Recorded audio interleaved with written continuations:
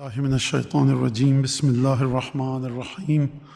الحمد لله الذي جعل الحمد مفتاحا لذكره وسببا للمزيد من فضله ودليلا على آلائه وعظمته، ثم الصلاة والسلام على عبده وأمين وحيه وخاتم رسله سيدنا ومولانا أبي القاسم محمد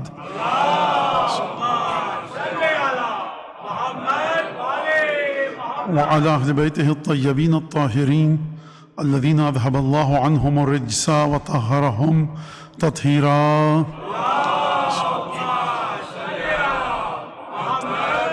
واللعن الدائم على أعدائهم أجمعين. أما بعد، فقد قال الله الحكيم في كتابه المجيد: أعوذ بالله من الشيطان الرجيم، بقية الله خير لكم إن كنتم مؤمنين. بلند آواز سے مل کر درود پڑھ دیجیے محمد آل محمد.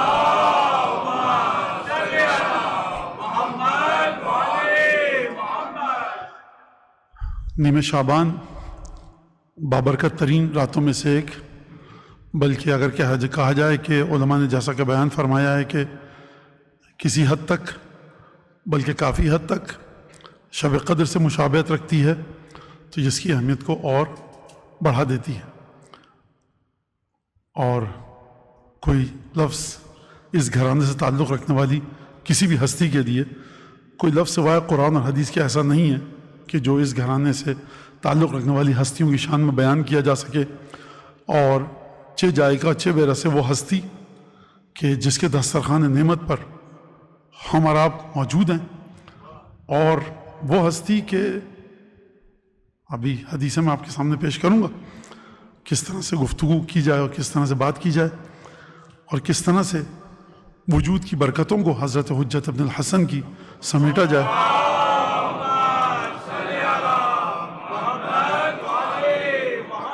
بہرحال، اور یہ کہ تاخیر سے بھی حاضر ہوا میں، بعض چیزیں ایسی ہوتی ہیں کہ انسان کے اختیار میں بالکل نہیں ہوتی، اور سوچا تھا کہ اس وقت جو اب میں بیٹھ رہا ہوں 5-10 منٹ اور تقریباً 9:35 9:40 تک گفتگو کو ختم کر دیتا، لیکن بہرحال.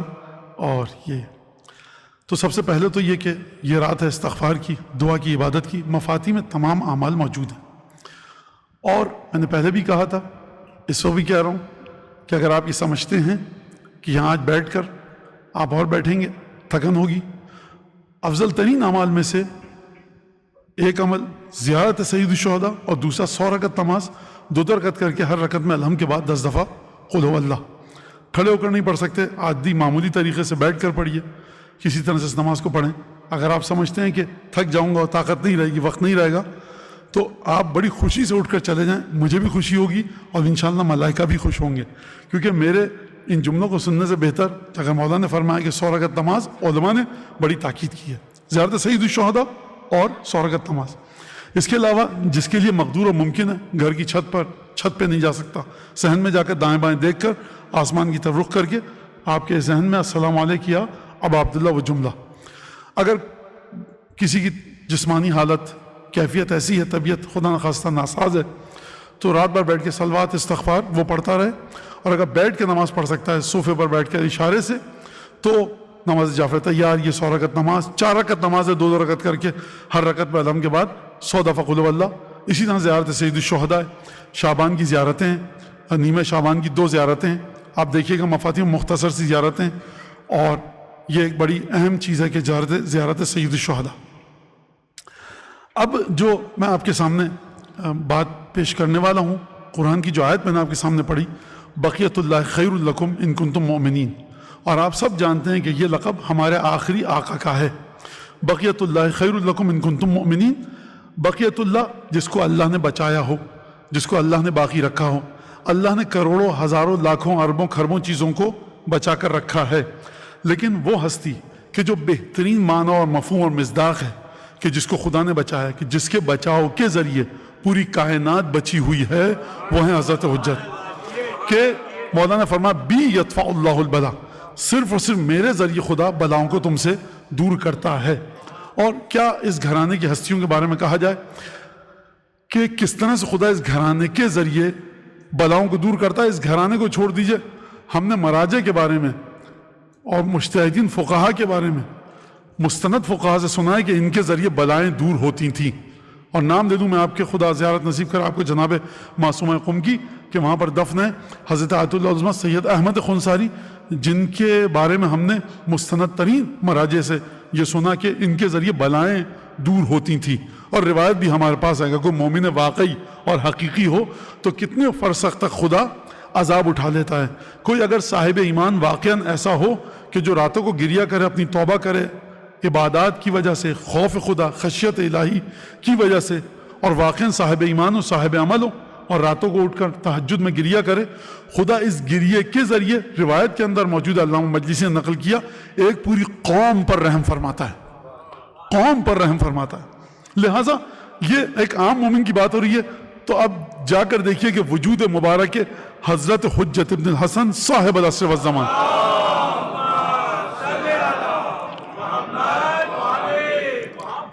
اچھا، اب یہاں پر ایک چھوٹا سا سوال، اس کا جواب اور بات کو آگے بڑھاؤں.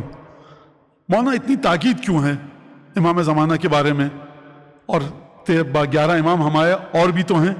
تو دیکھیے کہ ایک طریقہ رہا، خود مولانا نے فرمایا کل مغاب نجم طلع نجم، جب بھی ہم 12 میں سے ایک ستارہ ڈوبے گا دوسرا اس کی جگہ پر ابھرے گا. ایک تو پہلے کہ خدا کی مشیت ہے، اور دوسرا واقعہ جناب امیر المومنین کی زندگی میں ملتا ہے، جناب امام حسن مجتبیٰ کی زندگی میں کچھ تنازع ہو گیا، اختلاف ہو گیا. جناب امین نے فرمایا اگر رسول خدا میرے حق میں فیصلہ دے دیں، یہ جو ہماری تمہاری بحث ہو گئی ہے اور تکرار لفظی ہے یا تنازع ہے، اختلاف ہے، رسول خدا اگر فیصلہ کر لیں تو تم مان لو گے؟ کہا کہ ہاں، لیکن رسول خدا کہاں سے آئیں گے؟ کہا کہ رک جاؤ. 2 رکعت نماز پڑھی، کہا ستون کے پیچھے جا کر دیکھو. جب گئے تو رسول خدا تشریف فرماتے وہاں پر، اور کہا کہ علی صحیح کہتے ہیں میرے الفاظ میں.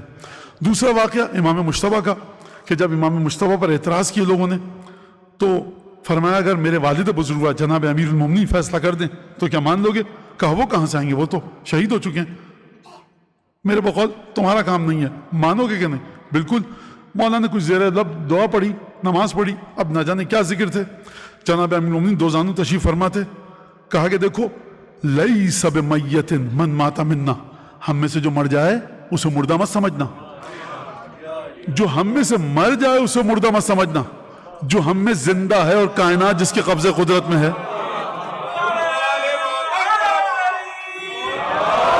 لہذا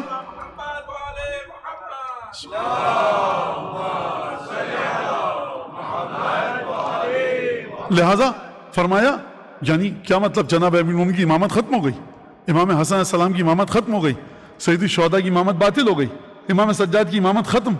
تو اب جب ان ہستیوں کی قبر مطہرہ کے سامنے کھڑے ہوا کریں تو یہ نہ پڑھا کیا کیجئے السلام علیکہ یا حجت اللہ، ان کی ولایت ابھی تک باقی ہے. اگر ولایت باقی نہ ہو تو یہ کیا چاندی کا کٹہرا لگا رکھا ہے؟ کیوں اپنے بدن کو مس کرتے ہیں؟ کیوں جا کر چوکھٹ کو چومتے ہیں؟ کیوں دروازے کیا ہے؟ کچھ نہیں ہے. اگر ولایت ختم ہو گئی تو ولایت اب بھی باقی ہے.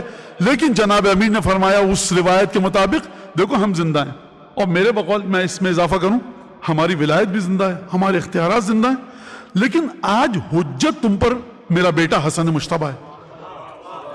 یہ ایک ظاہری حیات اور ائمہ کی باطنی حیات کے کالم میں، کہ اس کے چیپٹر میں یہ گفتگو جائے گی. تو میں نے آپ کو اشارہ کر دیا. اور دیکھیے وہاں پر میں بات تاریخ سے ثابت کروں اور محنت کروں کہ جہاں پر آپ کو شک ہو، ماشاءاللہ سے آپ قرآن و حدیث کو مانتے ہیں، اسی کو لے کر ہم آگے بڑھتے ہیں.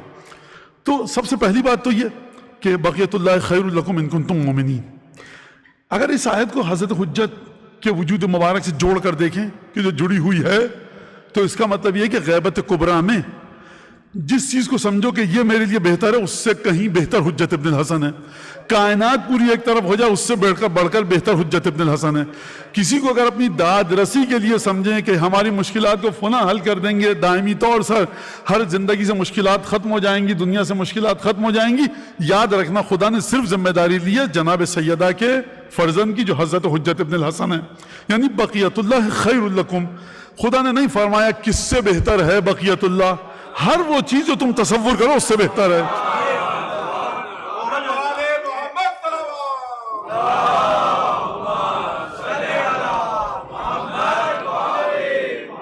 اور اس وقت کس طرح آپ کو توسل کرنے کا حکم دیا گیا، اپنے ہر عمل کو منسوب کیجئے، یہاں تک یہ بات ہو گئی۔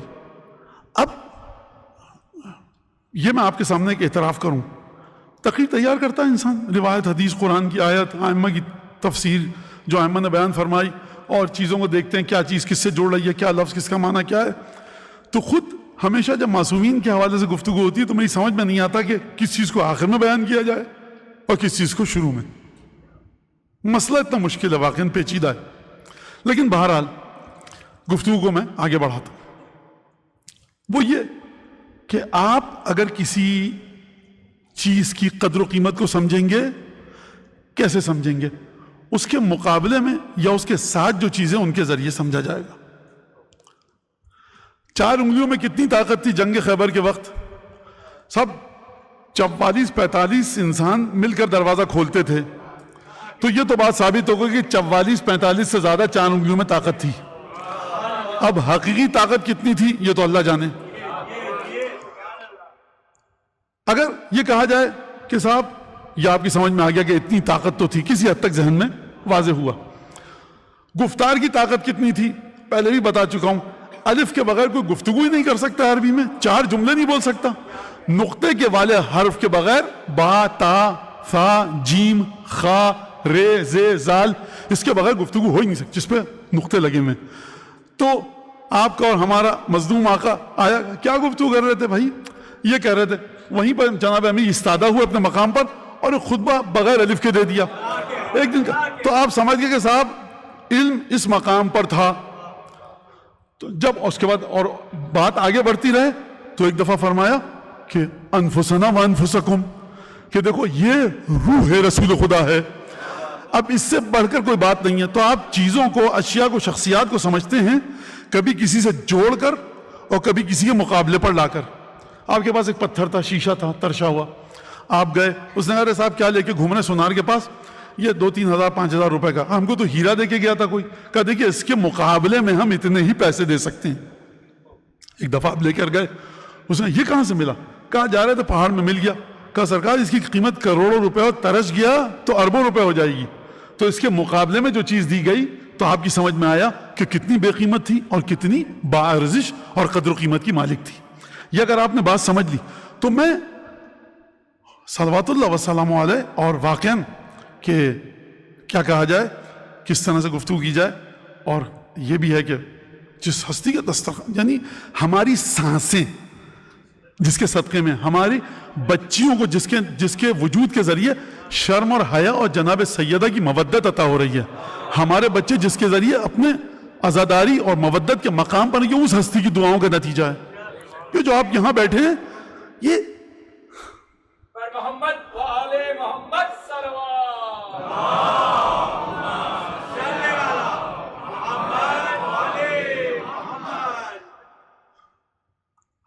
ہم چلتے ہیں قرآن میں جناب مریم کی طرف، اور انشاءاللہ کہ وہ مقررہ وقت میں کوشش کروں گا جلدی جلدی بات ختم ہو جائے۔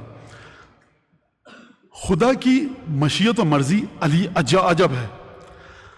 اگر یہ صاحبان ذوق کے لیے جو ان چیزوں کا ذوق رکھتے ہیں سنیں اور اس پہ غور کریں۔ اگر آپ پیچھے پلٹ کے جائیں، کہاں پر روز ازل آدم کو خدا بنا رہا ہے، تو وہاں پر عقل کار فرما ہے یا تعبد ہے، بندگی ہے، عقلی تحلیل کچھ نہیں ہے۔ مٹی کا پتلا ابھی بنایا، فسجد الملائکۃ کلہم اجمعون، ایک ملاک کو بھی نہیں چھوڑا مٹی کے پتلے کے سامنے، نہ عبادت کی، نہ روزے رکھے، نہ معرفت، مٹی کا پتلا۔ ہم کہہ رہے ہیں پروردگار ذرا سمجھا دے، کہا سمجھائیں گے بعد میں، یہ میرے الفاظ ہیں، قرآن کی آیت کو اپنے الفاظ میں ڈھال کر پیش کر رہا ہوں، کہا سمجھائیں گے بعد میں، تعبد امیاں جھک جاؤ۔ اچھا زیادہ بقراتیت جھاڑی، امبے ہم بے اسمائہم، اچھا آدم ذرا بقراتیت جھاڑا، ان کو ذرا وہ اسماء تو بتاؤ جو ہم نے سکھائے۔ فلما انبأہم باسمائہم، اب آیا مرحلہ عقل، مقایسے، موازنے اور کمپیریزن کا۔ اس سے پہلے مٹی کا پتلا تھا۔ اب آپ نے سن لیا، بس میری محنت ختم ہوئی اور آپ کی زحمت بھی، اب جلدی سے آگے بڑھیں۔ جناب مریم کی مادر گرامی کا ذکر ہے سورہ مائدہ، سورہ آل عمران، اور سورہ مریم میں ان 3 مقامات پر جناب مریم اور جناب عیسیٰ کا ذکر ہے. پہلے جناب عیسیٰ کو سمجھ دیجئے، پھر انشاءاللہ اگر موقع ملا تو اپنی بساط کے مطابق فرزند فاطمہ کو سمجھیں گے. پہلے فرزند مریم کو ذرا سنبھال لیجئے، پھر فرزند زہرا کا ذکر آئے گا. تو فرمایا کہ جناب عمران کی زوجہ جناب مریم کی ماں نے کہا کہ پروردگار انی نظرت لک ما فی بطنی محررہ، پروردگار جس کی ولادت ہونے والی ہے نا، جو میرے بطن میں موجود ہے، اس کو میں نے تیرا میں آزاد کیا اور مجھ سے قبول کر لے اس کو. انک انت السمیع العلیم، تو سنتا بھی ہے اور علم بھی رکھتا ہے.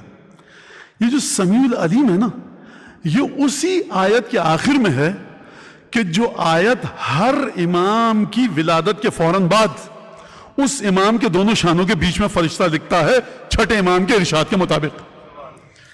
اب یہ بھی واقعاً افسوس ہے، خیر اس سمیع العلیم کو وہاں سے کیسے یہاں جوڑا جائے، یہ خود سرکار ایک عجیب بحث ہے لمبی چوڑی، لیکن اپنے ذہنوں میں رکھیے گا. کہاں پر وَتَمَّتْ كَلِمَةُ رَبِّكَ صِدْقًا وَعَدْلًا لَا مُبَدِّلَ لِكَلِمَاتِهِ وَهُوَ السَّمِيعُ الْعَلِيمُ. وَتَمَّتْ كَلِمَةُ رَبِّكَ صِدْقًا وَعَدْلًا لَا مُبَدِّلَ لِكَلِمَاتِهِ وَهُوَ السَّمِيعُ الْعَلِيمُ.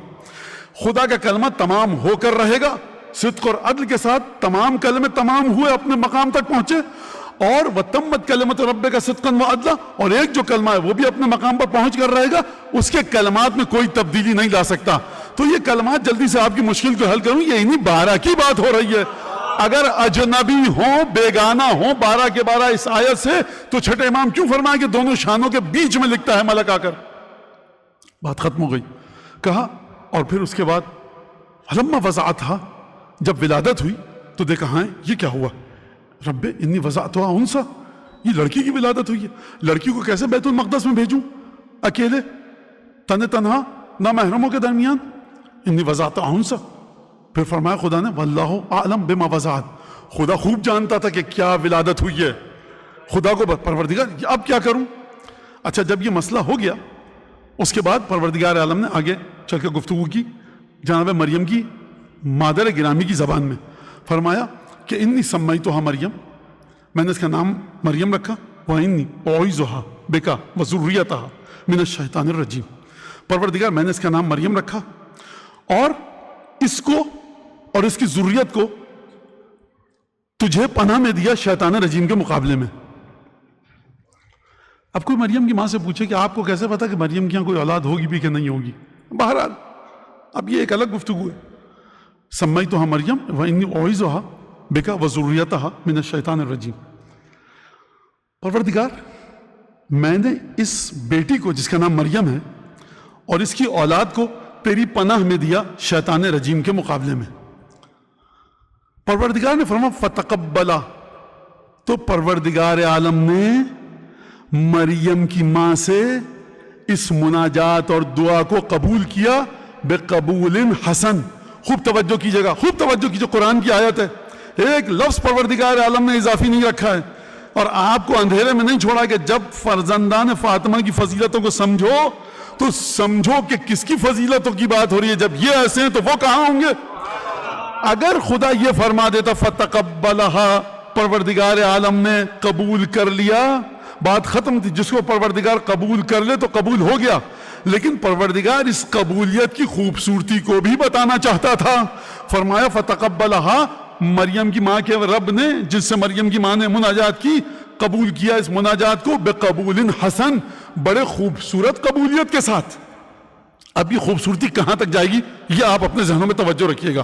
فتقبلها ربها بقبول حسن، خداوند تبارک و تعالیٰ نے مریم کی ماں نے جب یہ مناجات کی خدا سے تو خدا نے قبول حسن کے ساتھ اسے قبول کیا. اور پھر وَأَنبَتَ نَبَاتًا حَسَنًا، اور یہ جو مریم پیدا ہوئی تھی، انبتا، عجیب لفظ استعمال کیا خدا نے، انبتا، مریم کو اگایا خدا نے نباتاً حسنا. کیا میں کس طرح سے ادا کروں اس آئین 2 آیتوں کے حق کو. قبول جب کیا تو قبول حسن، اور اگایا تو اگانا حسن، یعنی آغاز بھی خوبصورت. اگانا کہتے کسے ہیں؟ اگانا کہتے کسے ہیں؟ کیا مولانا اس کا معنی تو ہم سے نہ پوچھئے.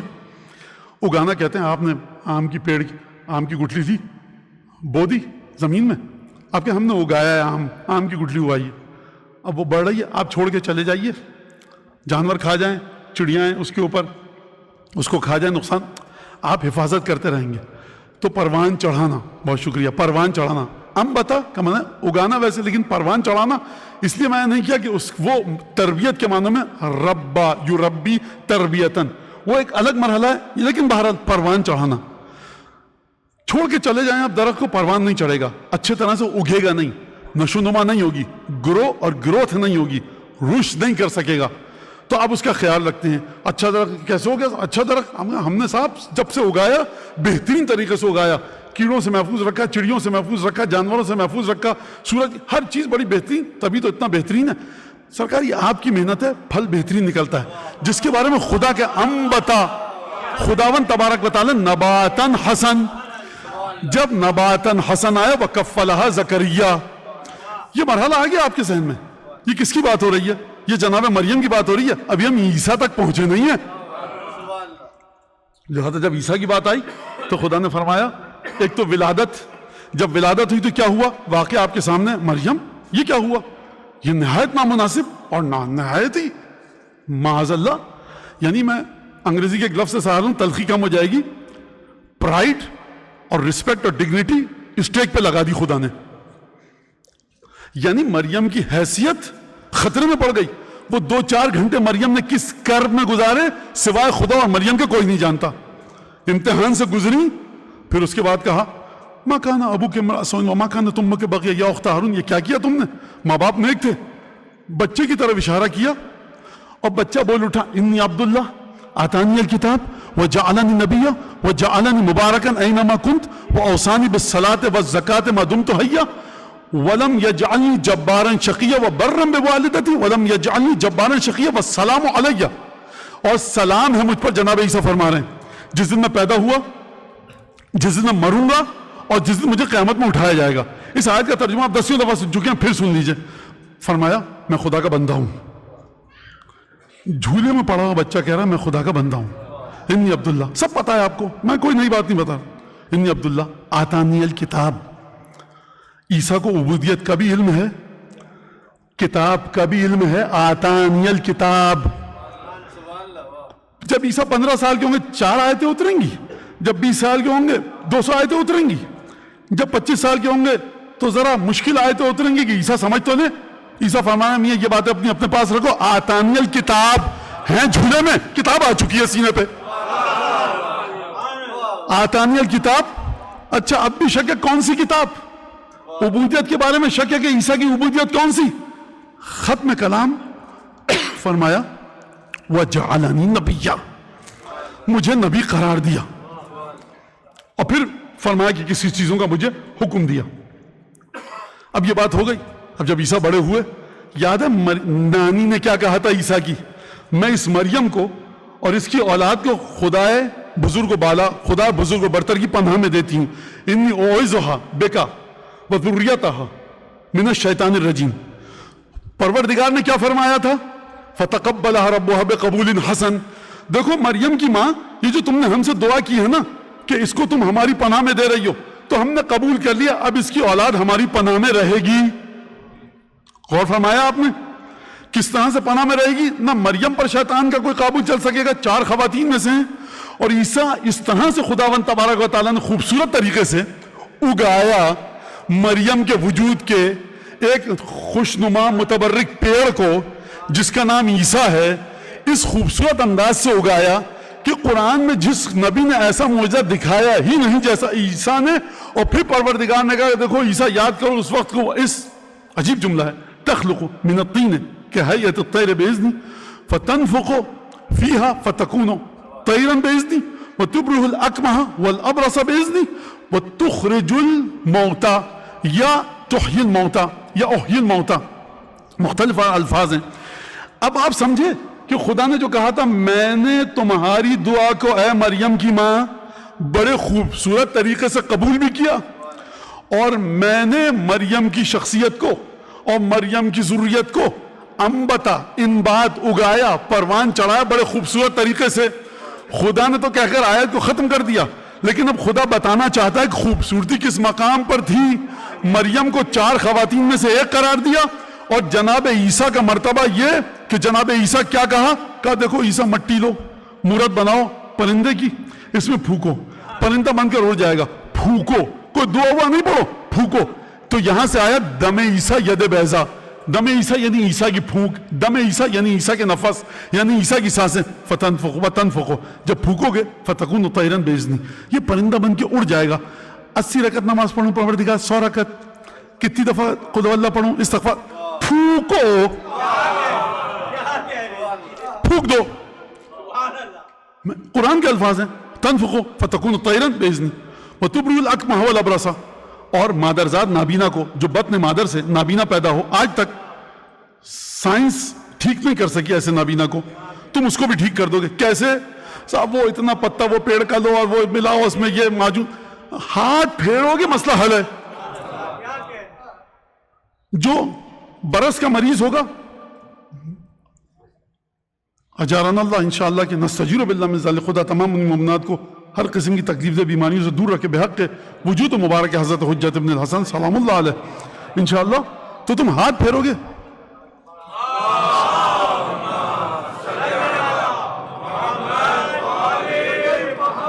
جگہ ہے، آپ لوگ آگے آ جائیں تھوڑا سا چلتے ہوئے، جو نوجوان ہیں ان کو تکلیف نہیں، معذرت چاہتا ہوں. آپ نعرہ لگائیے.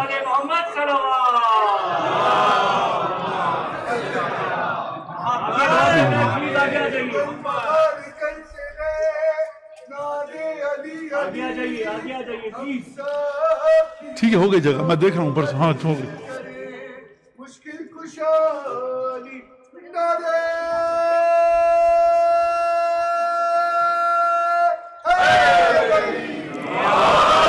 ہماری بات کہاں پر آ گئی؟ خوبصورتی میں.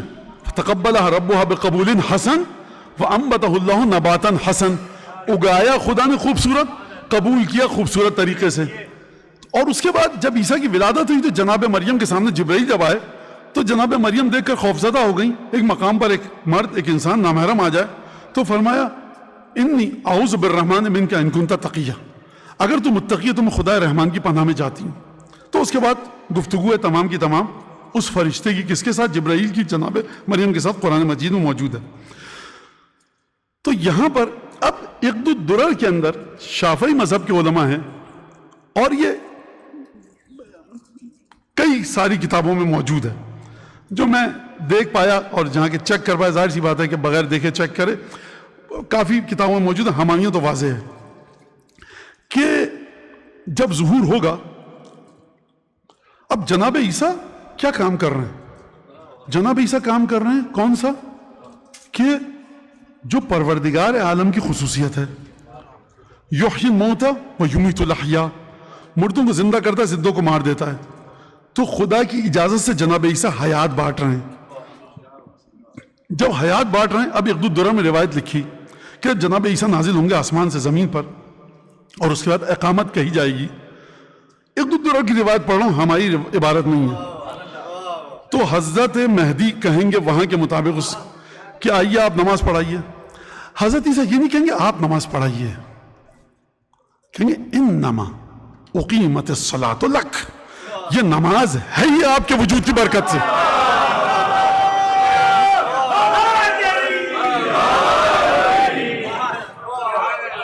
یعنی جس عیسیٰ کی مادر گرامی کا، مریم کا مقام یہ، نانی کا مقام یہ، جو عیسیٰ حیات بانٹے، جو عیسیٰ لا علاج امراض کو شفا دے.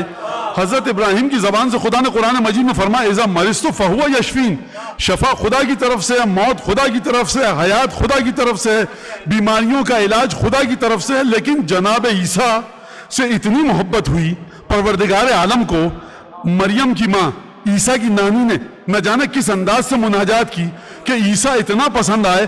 مولانا یہ عقلی تحلیل کیا ہوگی؟ دیکھیے میں نے شروع میں کہہ دیا کائنات کی ابتدا نہ عقل پر ہے، نہ تجزیہ و تحلیل پر ہے، تعبد پر ہے، مشیت پر ہے، ارادہ الہی پر ہے. اگر ارادہ الہی پر، اچھا یہ تو بہت پھر بھی سمجھ میں آنے والی بات ہے، پتلے ہیں اور کہا گیا آپ سے سجدہ کرو. ایک دفعہ آدم کو دیس نکالا ملا جنت سے، کہا کہ جبریل آئے، کہا کہ دیکھو کچھ نام سکھا رہا ہوں، ان کے ذریعے خدا کو قسم دو. یہ نام کس کے؟ ان ناموں نے عبادت کی ہے، یہ تو ابھی پیدا ہی نہیں ہوئے. کہ دنیا میں آئے نہیں. ان میں کوئی صاحب شریعت ہے؟ 5 میں سے ایک صاحب شریعت ہے. بقیہ کون ہے؟ بقیہ یا عصمت کے مرحلے پر ہیں یا عفت کے مرحلے پر ہیں, حجت خدا ہیں. بھائی میں کون ہوں؟ تم ان سب کے باپ ہوگے باپ, لیکن ان 5 کے توسط سے توبہ قبول ہوگی. لہذا جو عیسیٰ حیات بانٹے, جو عیسیٰ مرضت فہو یشفین ہوا شافی کے مرحلے پر آئے خدا کی اجازت سے, اس کی حیثیت یہ ہے. کیا حیثیت ہے؟ اب اس کو سنیے. آپ جب نماز پڑھاتا ہے کوئی امام تو آپ نماز پڑھتے ہیں, الحم قل اللہ پڑھتے ہیں؟ نہیں پڑھتے. کیوں؟ کیونکہ روایت میں کہ وکیل ہے آپ کا, آپ کی الحم قل اللہ وہ پڑھ رہا ہے. یہ فقہی مسئلہ ہے. اچھا اگر وکالت اسی معنی میں ہو, بس اب وہ پڑھ رہا ہے وہ الحم قل اللہ, اب آپ کو پڑھنے کی ضرورت نہیں, صرف فقہی مسئلہ, اس سے زیادہ کچھ نہیں ہے. تو یہ نہ ہوتا فتویٰ کہ اگر کوئی عام متقی نماز پڑھا رہا ہے اس کے پیچھے پڑھ رہے ہو, وہ بھی الحم قل اللہ پڑھ رہا ہے, تم نہ پڑھو.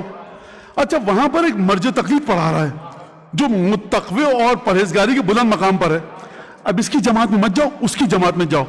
حضور پروردگار, اے چھوٹے امام, 5ویں امام, آپ نے فرمایا وکیل ہوتا ہے امام ہمارا الحمد قل اللہ خدا تک پہنچانے میں, تو وہ بھی وکیل ہے, یہ بھی وکیل ہے. چھوٹے امام فرمائیں گے تقوی اور علم کی بنیاد پر فضیلت بڑھ جاتی ہے, چھوڑو اس کو, اس کے پاس جاؤ. اچھا حضور یہ جو ہے نا یہ ہاشمی نہیں ہے, اولاد سیدہ سے نہیں ہے, وہ ہے جو بالکل برابر ہیں فقہ میں, تقوی میں, زہد میں, عبادت میں بالکل مساوی ہیں. ایک جگہ سلمان نماز پڑھا رہے ہیں, ایک جگہ مقداد, دونوں مساوی ہیں. ایک جگہ شہزادہ قاسم نماز پڑھا رہے ہیں, ان کو چھوڑو, وہاں جاؤ. اب نہ جانے کتنے لوگ اس جملوں کو ہضم کر پائے کہ نا مجھے سو کی غرض نہیں, سمجھیے بات کو. آپ وہاں پہ اچانک وہاں پہ پتہ لگا جناب قاسم وہاں پہ حضرت ابوالفضل عباس نماز پڑھا رہے ہیں, تو وہاں میں واضح کرنے کے لیے کہہ رہا ہوں, ایسا واقعہ ہوا نہیں ہے, سمجھا رہا ہوں. تو اس کا مطلب یہ ہے کہ امام جماعت صرف فقہی مسئلہ نہیں ہے, امام کی روح, امام کا تقوی آپ کی نماز کو عالم بالا کی طرف لے کر جاتا ہے. جو عیسیٰ غیب سے آ کر حیات بانٹے وہ ضرورت مند ہے فرزند فاطمہ کی نماز کا کہ یہ نماز آسمان کی طرف لے کر جائے. اور عیسیٰ یہ نہیں کہیں گے کہ میں آپ کے پیچھے نماز پڑھوں گا, فرمائیں گے انما اقیمت الصلاۃ لک, یہ نماز جماعت ہے ہی آپ کی وجہ سے.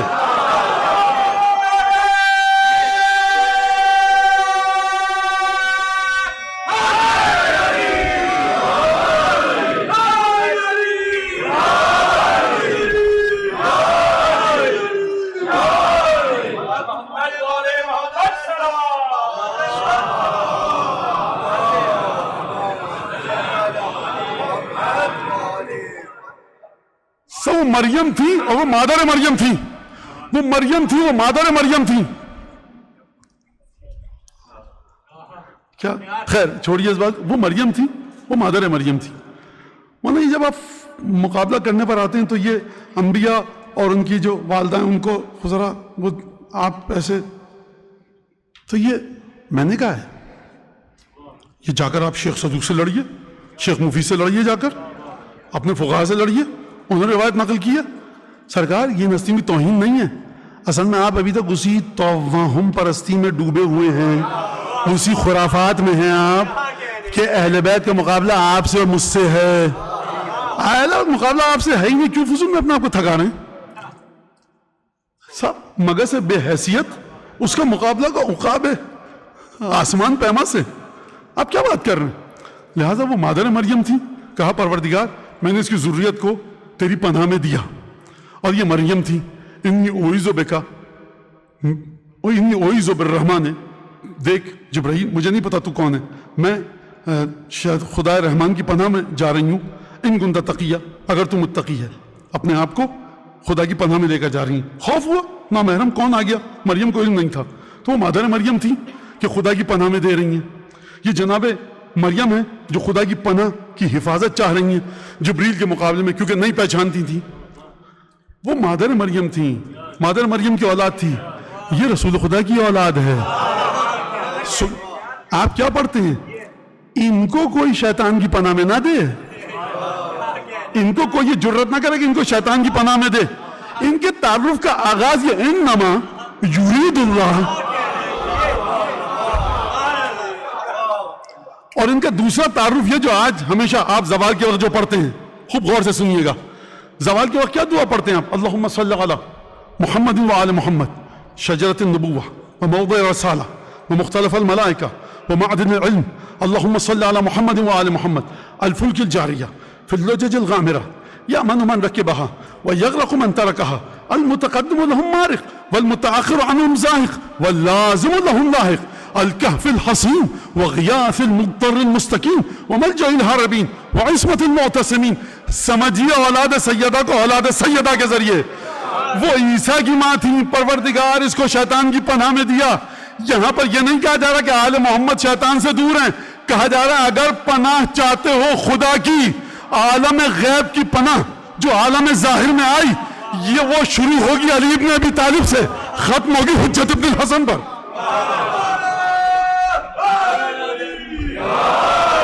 الکہف الحسین، یہ وہ مستحکم قلعہ ہیں خدا کا.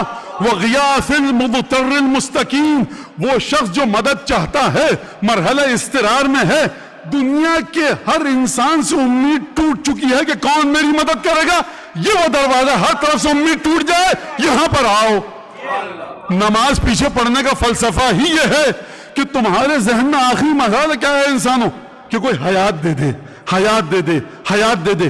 جو عیسیٰ کی طاقت کا آخری مرحلہ ہے، جو حیات بانٹ رہا ہے، وہ فرزند فاطمہ کا خادم ہے.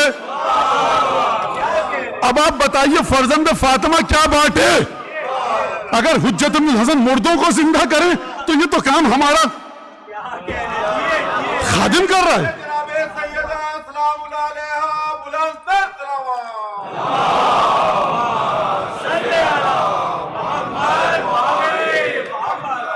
اسی نے فرمایا، کیا فرمایا؟ عجیب جملہ ہے.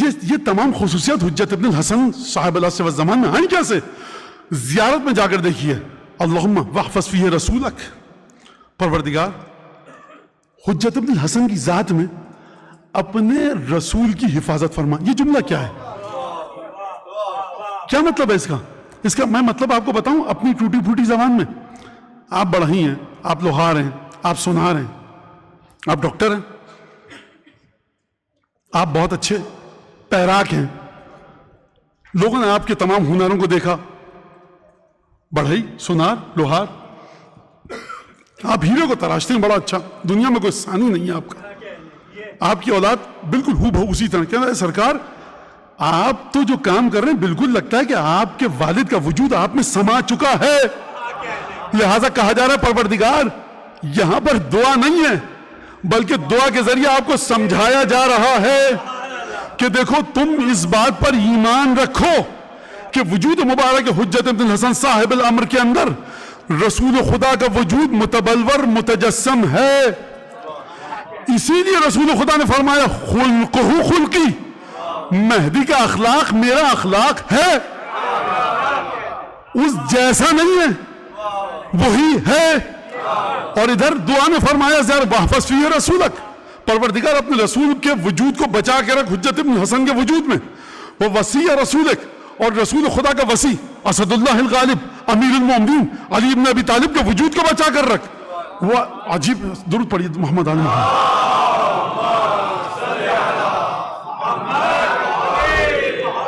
اور تمام عامہ کے وجود کو بچا کر رکھ. تو یہ حضرت مہدی ہیں. یہ مردہ زندہ کرنا یہ سب کام ان کا جو پیچھے اقامت کہیں گے. یہ وہ ہیں حضرت مہدی، وہ ہیں کہ جو 13 معصومین کے وجود کو آپ کے سامنے نمودار کریں گے. لہٰذا یہی چیز جناب شیخ طوسی نے دیکھی، یہی روایت جناب شیخ طوسی نے دیکھی. اور آ کر جب جذبات امٹ کر آئے، بھئی ہمیشہ شاعر تو نہیں ہوتا، فقیہ اپنے لحاظ سے گفتگو کرتا ہے، انیس اپنے لحاظ سے گفتگو کریں گے، اور تمام شعراء ایک دفعہ جذبات جب امٹ کے آتے ہیں تو شیخ عباس قمی جیسا محدث بھی روک نہ سکا اپنے آپ کو. کہا جب نجف جاؤ اور دیوار نجف دکھے تو یہ شعر پڑھو. شیخ عباس قمی صاحب کیا کر رہے ہیں آپ؟ کوئی قرآن کی آیت لکھی ہے، حدیث لکھی ہے؟ تو شیخ عباس قمی جواب دیں گے دیکھو کبھی کبھی عشق اور محبت میں ایک مرحلہ ایسا آتا ہے کہ تم اپنے افکار کو انسانی افکار کے ذریعے آگے بڑھاتے ہو. اس کے لیے میں شیخ کاظم عذری کے اشعار لکھ رہا ہوں، جا کر پڑھیے گا. شیخ کاظم عذری کے اشعار 1000 شعر کا قصیدہ تھا، اور اس قصیدے نے معجزے دکھائے ہیں. قرآن کی صورت، آیات اور ائمہ کے تعویذ کی طرح اس معجزے کی حقیقت لگتی ہے کبھی کبھی. خیر اس قصیدے کی اس کو چھوڑیے آپ، یہاں تک بات ہو گئی. اچھا، تو ایک درود پڑھیے محمد آل محمد.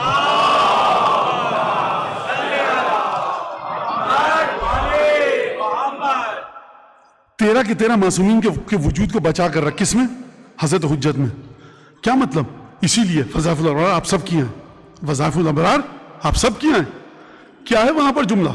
کیا لکھا ہوا ہے وہاں پر؟ اللہم صلی علی صاحب الدعوت النبویہ والشجاعت والصولة الحیدریہ والعصمت الفاطمیہ والحلم الحسنیہ والشجاعت الحسینیہ والعبادت السجادیہ والآثار الباقریہ والمعاثر الجعفریہ والعلوم الكاظمیہ والحجج الرضویہ والجود التقویہ والنقاوت النقویہ والہیبت العسکریہ. یعنی 13 معصومین میں جو خصوصیتیں تھیں وہ اس ایک وجود میں ہیں. تو سرکار اب عیسیٰ کیسے مقابلہ کر پائیں گے آپ کے آقا کا؟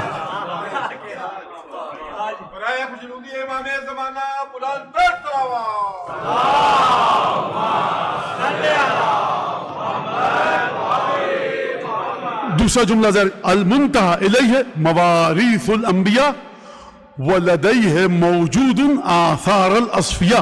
کون ہے حجت ابن الحسن؟ ولی امر صاحب عصمت کبریٰ آج کے دور میں. فرمایا کہ وہ ہستی ہے کہ تمام کے تمام انبیاء کی میراث 1,24,000 انبیاء کی میراث اسی کے پاس جا کر ختم ہوگی. کیا مطلب؟ آدم کے پاس جو میراث تھی وہ وہیں پر ہے. نوح کے پاس جو تھی وہاں پر ہے. عیسیٰ، موسیٰ، یوسف، یونس، ادریس، یعقوب، ذوالقرنین، دانیال، حقوق، تمام کے تمام انبیاء کی میراث اس کے پاس ہے. تو مانا یہ کیا فضیلت ہوئی؟ ہر نبی کو ہر فضیلت پانے کے لیے امتحان سے گزرنا پڑا. وہ تھے، امتحان سے گزرنا پڑا. یہاں روح اس مقام پر ہے کہ تمام انبیاء کی کرامتیں، فضیلتیں ایک حجت ابن الحسن کے وجود میں.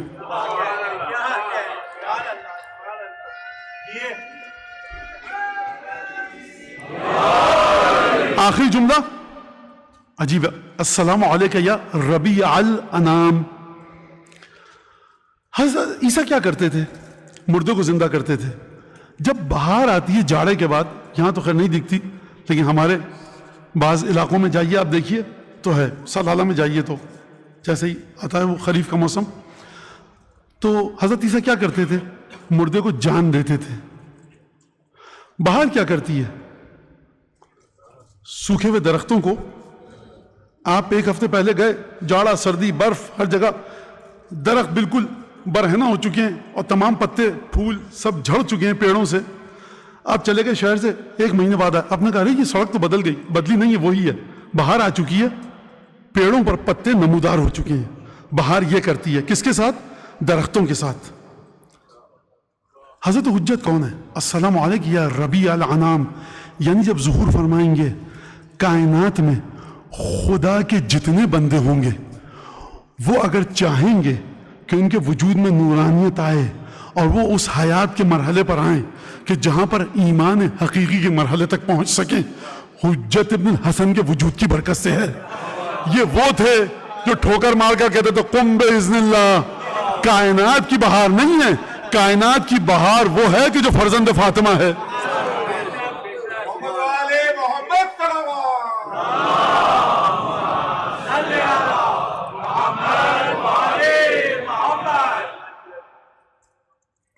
میلاد ہو گیا، حضرت کے فضائل سنیں، لیکن ایک بات آپ کی خدمت میں کہوں میں، دنیا میں مختلف واٹس ایپ گروپس ہیں، بہت اہم بات ہے یہ. اور کبھی کبھی انسان سوچتا ہے کہنا صحیح ہے، نہیں ہے صحیح ہے. ایک دفعہ اس مرحلے پر پہنچتا ہے کہ اب ان لوگوں کی حق تلفی ہے، ان کا حق ضائع ہو رہا ہے کہ جو مولا کے چاہنے والے ہیں. تو یہاں ممبر سے پھر گفتگو کرنی پڑتی ہے. وہ کیا ہے؟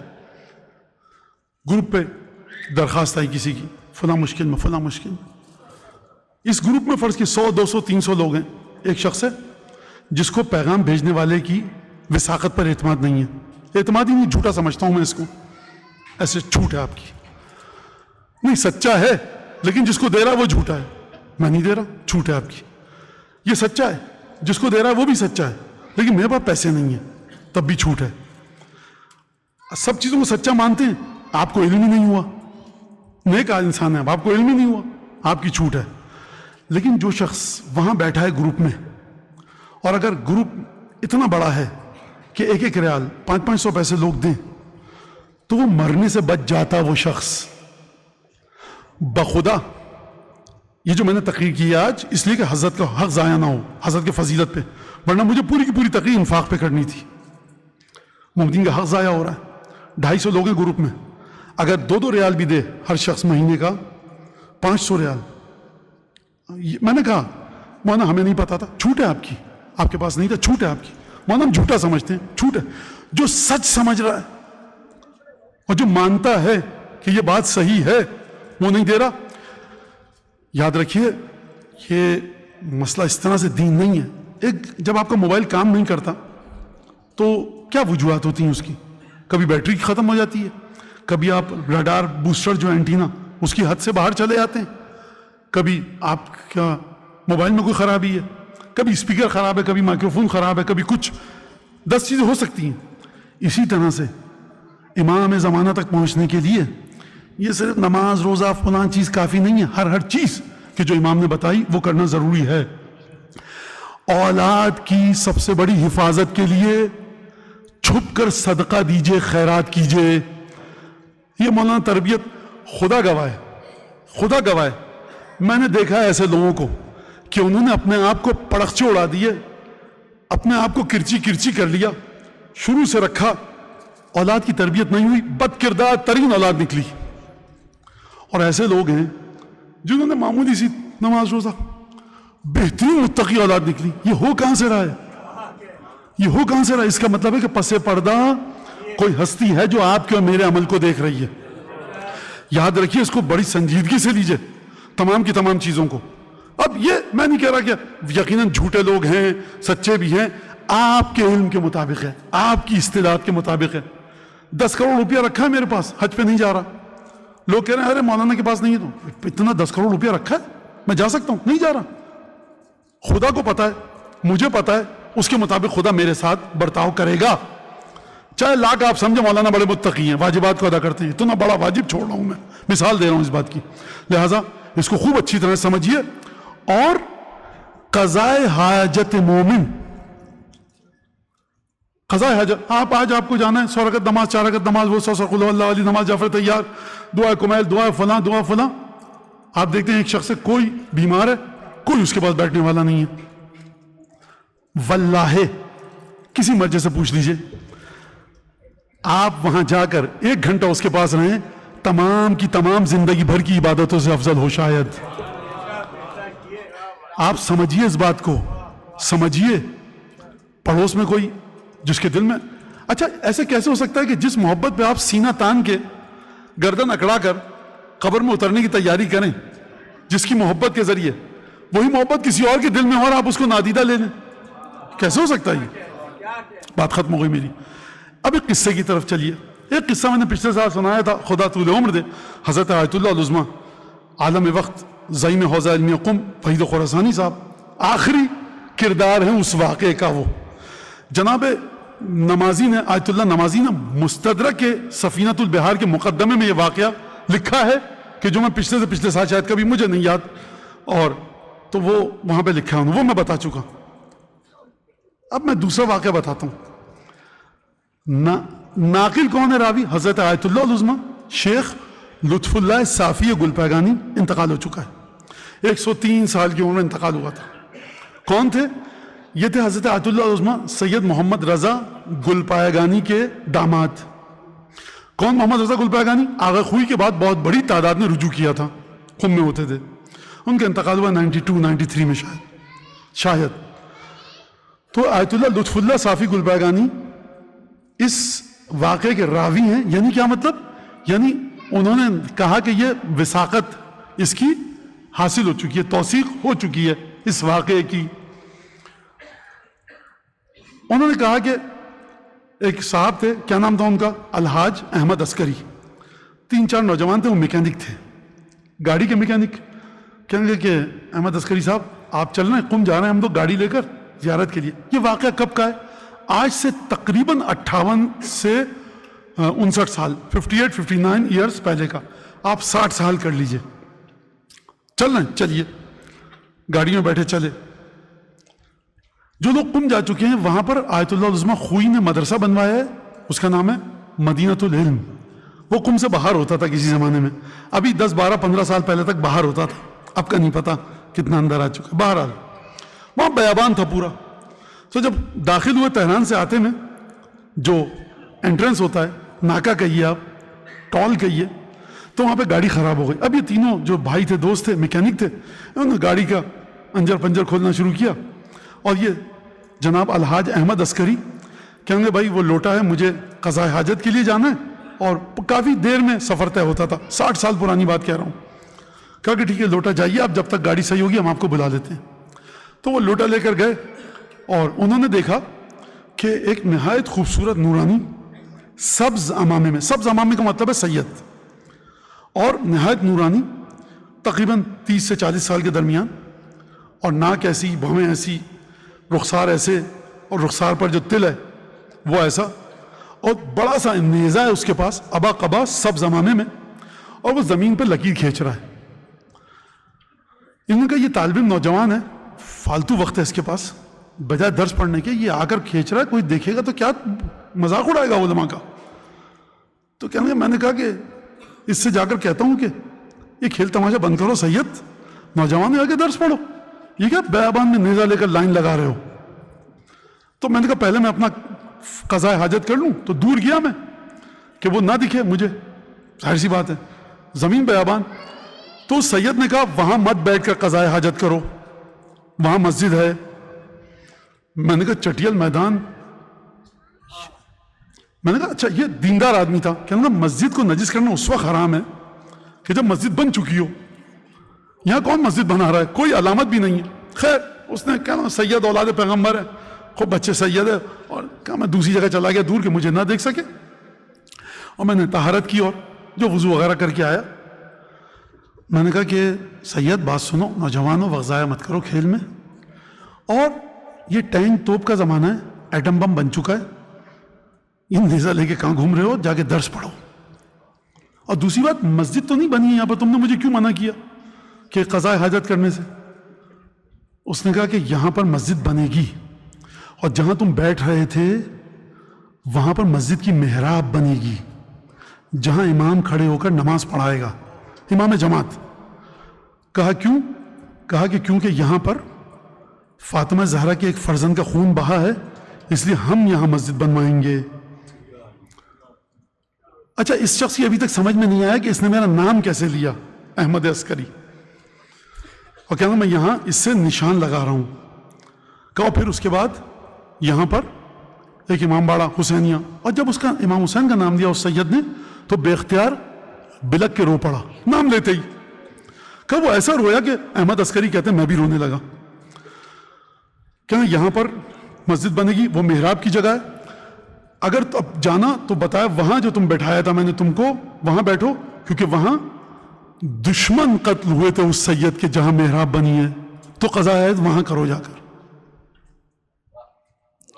سنیے یہاں تک.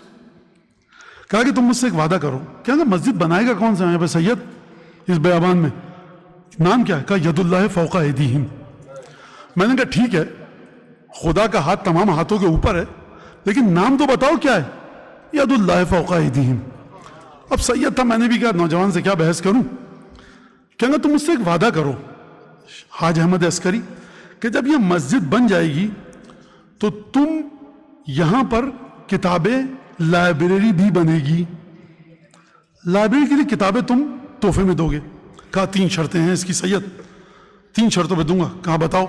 کہا کہ سب سے پہلے تو میں زندہ رہوں. کہا انشاءاللہ زندہ رہو گے. ابھی بھی سمجھ میں نہیں آیا اس کے. اچھا یہ ایک حضرت کا ایک طریقہ ہے. علامہ مجلسی کے والد کو جو تشرف حاصل ہوا تھا اس میں علامہ مجلسی کے والد محمد تقی مجلسی سمجھ گئے کہ یہ حضرت حجت ہیں, اور کبھی کبھی اختیار امام کی ولایت ہے, کبھی خبر نہیں ہونے دیتے کہ میں تمہارے زمانے کا امام ہوں. کہا کہ بالکل انشاءاللہ زندہ رہو گے. کہا دوسری چیز یہ کہ میں اپنی طاقت کے مطابق کتاب ہدیہ کروں گا, 1 یا 2, 1 بھی ہوگی میں ہدیہ. کہا ٹھیک ہے. کہا تیسری چیز مسجد بنے تو صحیح. کہا مسجد بنے گی اور تم بھی زندہ رہو گے. سرکار بیابان ہے, یہ کب آباد ہوگا؟ صحرا ہے, اور پھر اس نے کہا, حاج احمد عسکری نے کہا ٹھیک ہے میں وعدہ کرتا ہوں. جب کہا میں وعدہ کرتا ہوں سید آپ کے حکم کی تعمیل کروں گا, کہتے ہیں اب سید آگے بڑھا اور اس نے مجھے گلے سے بھینچ کر لگایا, اور اس کے بعد